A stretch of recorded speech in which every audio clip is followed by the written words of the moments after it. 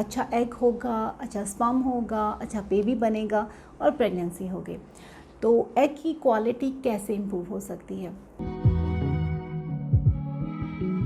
अस्सलाम वालेकुम जी, this is doctor Sana Nazir, consultant gynaecologist and fertility expert at Australian concept fertility centre. आज की इस वीडियो में मैं एक बहुत ही इम्पॉर्टेंट क्वेश्चन का आंसर देने लगी हूँ जो मेरे अक्सर मरीज़ पूछते हैं। वो क्या क्वेश्चन है? How can we improve the egg quality? तो आज मैं इसका आंसर देना चाहूँगी। सबसे इम्पॉर्टेंट जो egg quality definitely egg quality baby के लिए बहुत इम्पॉर्टेंट है। अच्छा एग होगा, अच्छा स्पर्म होगा, अच्छा बेबी बनेगा और प्रेगनेंसी होगी।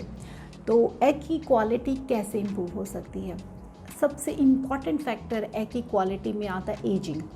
एजिंग एक ऐसा फैक्टर है जिसके लिए हम कुछ भी नहीं कर सकते, क्योंकि अगर आपकी एजिंग हो चुकी है वो आपके एग का रिज़र्व कम कर देगी, आपका AMH भी कम कर देगी। तो हमने क्या करना है? हमने कुछ ऐसा करना है कि हम एजिंग के प्रोसेस को स्लो कर सकें। कैसे? कुछ बहुत इम्पॉर्टेंट हमारे पास सप्लीमेंट्स होते हैं, लाइक एंटीऑक्सीडेंट, जिसे हम एंटी एजिंग वाइटामिन कहते हैं। For example vitamin E, vitamin C, vitamin D and folate. ये सब वाइटामिन्स बहुत बहुत इम्पॉर्टेंट रोल प्ले करते हैं। इसीलिए हम अपने पेशेंट को, स्पेशली जो कंसीव करना चाह रहे होते हैं, हम ये सप्लीमेंट्स देते हैं।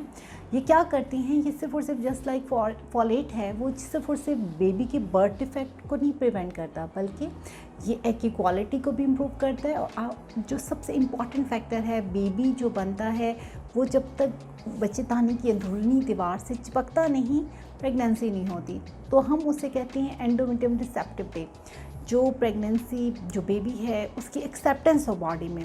इसमें भी जो है विटामिन D बहुत इम्पॉर्टेंट रोल प्ले करता है। इसी तरीके से बाकी विटामिन भी बहुत मेजर रोल करते हैं और इंक्रीज़ करते हैं प्रेगनेंसी का चांस। अब एक तो हमारे सप्लीमेंट हैं, उनसे हम ये डेफिशिएंसी या अपनी बॉडी में लेके एक तरह के एजिंग को हम स्टॉप नहीं कर सकते, लेकिन थोड़ा सा स्लो कर सकते हैं।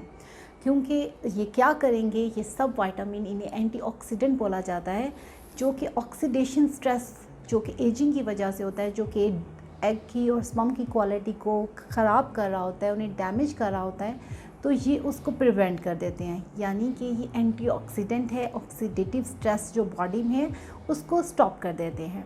तो इसका मेजर रोल है। अब इम्पॉर्टेंट क्या है, हम क्या खाएंगे हमारी बॉडी में ये सब विटामिन मौजूद हों, और कौन सी ऐसी फूड्स हैं जिससे हम ये ले सकते हैं। Specially green vegetables. Green vegetable आपका बहुत अच्छा सोर्स है विटामिन्स का। आप स्पिनच ले लें, आप ग्रीन में ब्रोकली ले लें, आप जो भी जो ग्रीन कलर की वेजिटेबल हैं वो आप खाएं, उससे आपके विटामिन्स बहुत बेहतर होंगे और एग की क्वालिटी बेहतर होगी। जैसे मैं अपने मरीज़ों को कहती हूँ, वैरायटी ऑफ द फ्रूट्स खाएं, ताकि आपको हर तरह का विटामिन आपकी बॉडी में हो, जो कि आपकी प्रेगनेंसी में हेल्प करे। इसके अलावा आपकी सेकंड जो होती हैं, जैसे आपने विटामिन C के लिए ऑरेंज जूस, लेमन का इस्तेमाल, स्ट्रॉबेरी, ये भी बहुत अच्छा आपको विटामिन C देते हैं। अदरवाइज़ आपने सप्लीमेंट फॉर्म में भी विटामिन C ले सकते हैं। ये सब विटामिन्स आपका बहुत ही इम्पॉर्टेंट रोल प्ले करेंगी, स्पेशली आपकी प्रेगनेंसी का रेट बढ़ाने में।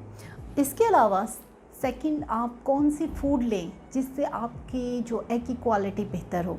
उसमें है जी कार्बोहाइड्रेट में आपने रिफ़ाइंड कार्बोहाइड्रेट जितना हो सके प्रिवेंट करें, क्योंकि रिफ़ाइंड कार्बोहाइड्रेट जो होते हैं वो आप कह लें कि मैदा है, बेकरी की प्रोडक्ट्स हैं, ये सब जो हैं आपके हार्मोनल इम्बैलेंस करते हैं, क्योंकि ये इंसुलिन की रेजिस्टिविटी आपकी बॉडी में इंक्रीज़ करते हैं और उसकी वजह से हार्मोनल इम्बैलेंस होता है और आपकी जो प्रेगनेंसी के चांसेस कम होते हैं। इसीलिए आपने जो लेनी है कार्बोहाइड्रेट्स, उनमें फ़ाइबर जिनमें मौजूद है, जैसे होल ग्रेन है, ये आप लें।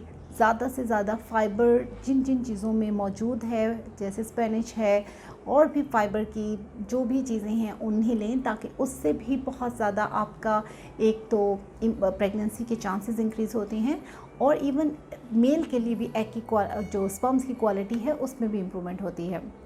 एक और फीमेल के लिए बहुत इम्पॉर्टेंट फैक्टर है, अगर आपका हार्मोनल इम्बैलेंस है किसी भी वजह से, फॉर एग्जांपल PCO की वजह से, पॉलीसिस्टिक ओवरीज होती हैं, इसके अलावा अगर थायराइड लेवल आपकी बॉडी में ठीक नहीं है, अगर प्रोलैक्टिन लेवल हाई है, तो प्लीज़ उसका ट्रीटमेंट लें, क्योंकि जब तक आपका हार्मोन लेवल आपकी बॉडी में ठीक नहीं होंगे, अच्छी क्वालिटी के एग नहीं बन पाएंगे। तो अगर ऐसा कोई इशू है आपका, स्पेशली इरेगुलर पीरियड्स हैं, तो आप सबसे पहले उसका ट्रीटमेंट लें ताकि अच्छे से अच्छे एग बन सकें।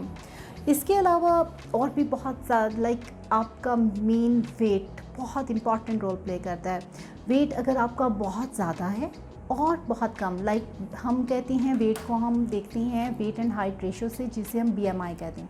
अगर किसी का भी BMI 19 से कम है और 35 से ज़्यादा है, दोनों कंडीशन में आपका हार्मोनल इम्बैलेंस होता है, जो कि आपकी एग क्वालिटी को अफेक्ट करता है। इवन आपकी जो एंडोमेट्रियम है, जो रिसेप्टिविटी है, जिस पे बेबी ने जाके बच्चेदानी में चिपकना है, उस पे भी अफेक्ट करता है। तो आपने अपना वेट को कंट्रोल रखना है।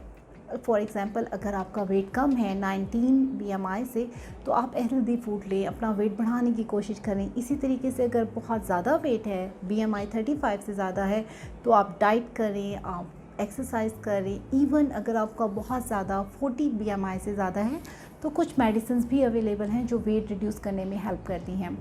इसके अलावा एक बहुत इंपॉर्टेंट रोल है, वो है आपकी एक्सरसाइज का।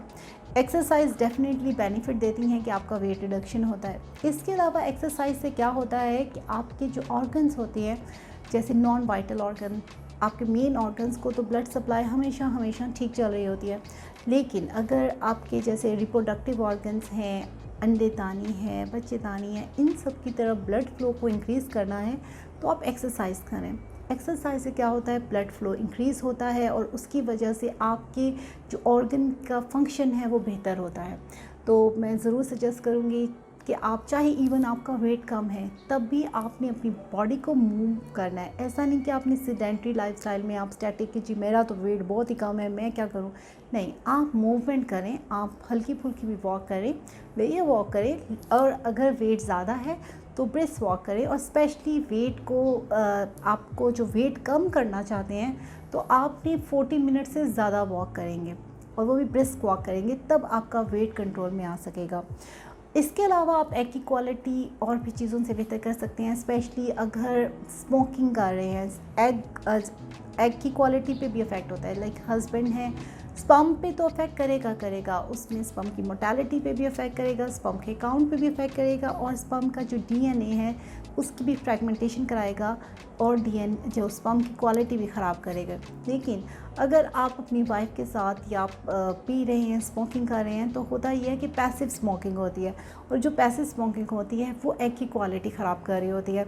तो मैं यही कहूँगी, अगर आप सिगरेट छोड़ सकते हैं कपल तो छोड़ें, लेकिन अगर आप नहीं तो फिर ऐसा करें कि आप सेपरेट पिएं, वाइफ के सामने ना पिएं कि उसका भी इफ़ेक्ट हो रहा है।